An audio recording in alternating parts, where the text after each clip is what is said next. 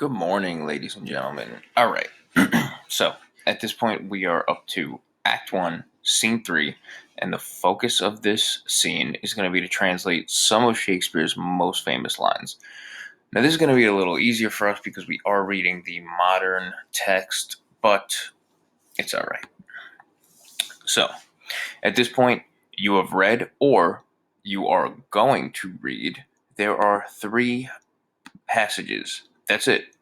3 passages, each with questions. Remember, anything highlighted in this light pink means this is a question that you need to answer, and you are going to answer it right under there. Gabish? All right. So, there are a bunch of great conversations here. First, we have Laertes to Ophelia. We have Polonius to Laertes. And we have Polonius to Ophelia. Now, just to review, Polonius is the dad, Ophelia is his daughter, and Laertes is his son. So we have brother to sister, father to son, and father to daughter. Let's go through these passages. So, first we have Laertes to Ophelia, father to daughter.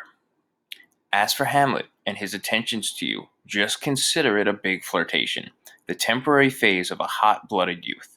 It won't last. It's sweet, but his affection will fade after a minute, not a second more. Try to think of it like that anyway. When a youth grows into a man, he doesn't just get bigger in his body, his responsibilities grow too. He may love you now and may have only the best intentions, but you have to be on your guard. Remember that he belongs to the royal family, and his intentions don't matter much. He's a slave to his family obligations. He can't simply make personal choices for himself the way common people can, since the whole country depends on what he does. His choice has to agree with what the nation wants. So, if he says he loves you, you should be wise enough to see that his words only mean as much as the state of Denmark allows them to mean. Then think about how shameful it would be for you to give in to his seductive talk and surrender your treasure chest to his greedy hands. Watch out, Ophelia. Just keep your love under control, and don't let yourself become a target of his lust. Simply exposing your beauty to the moon at night is risky enough. You don't have to expose yourself to him. Even good girls sometimes get a bad reputation. Worms ruin flowers before they blossom.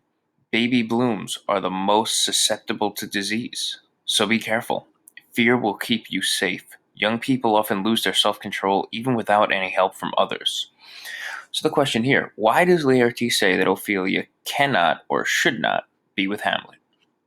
Next passage. Polonius to Laertes. Don't say what you're thinking, and don't be too quick to act on what you think. Be friendly to people, but don't overdo it. Once you've tested out your friends and found them trustworthy, hold on to them. But don't waste your time shaking hands with every new guy you meet. Don't be quick to pick a fight, but once you're in one, hold your own. Listen to many people, but talk to few. Hear everyone's opinion, but reserve your judgment. Spend all you can afford on clothes. Make sure they're quality. Not flashy, since clothes make the man, which is doubtedly true in France. Don't borrow money and don't lend it, since when you lend to a friend, you often lose the friendship as well as the money, and borrowing turns a person into a spendthrift.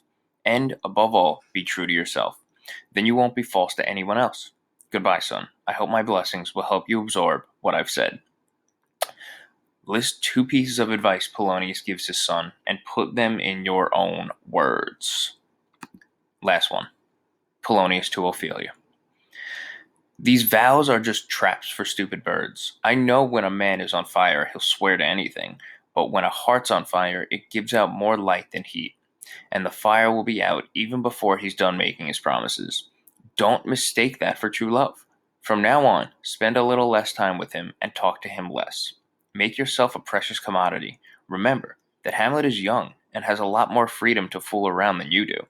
In short, Ophelia, don't believe his love vows, since they're like flashy pimps who wear nice clothes to lead a woman into filthy acts. To put it plainly, don't waste your time with Hamlet. Do as I say. Now, come along. Very straightforward question. What does Polonius tell Ophelia to do about her relationship with Hamlet? All right, guys. So, this is all the work for scene 3. And again, you are writing everything right on the slides. So at this point, your slideshow should have the Act 1, Scene 1 questions done, the Act 1, Scene 2 monologue soliloquy questions done, and now these. You're not submitting it until everything is done. You're not making a Google Doc. You're doing it right on here. Okay, we did this to help you keep it organized. All right. Take care, guys. And we have conference hours today from 11 to 11:45 if you guys have any questions.